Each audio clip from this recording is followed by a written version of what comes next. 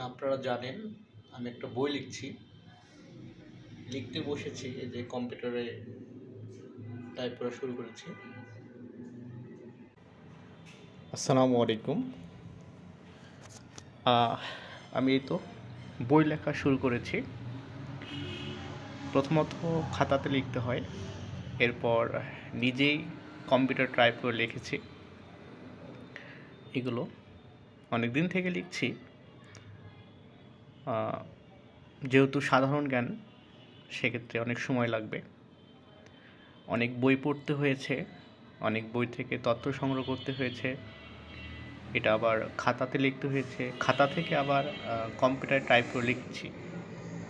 এটা কার্যক্রম চলবে। এইমাত্র কিছুদিন হবে লেখা শুরু করেছি, শেষ করতে অনেক প্রয়োজন হবে, অনেক সময় লাগবে। তো সকলে ভালো থাকবেন। আসসালামু আলাইকুম।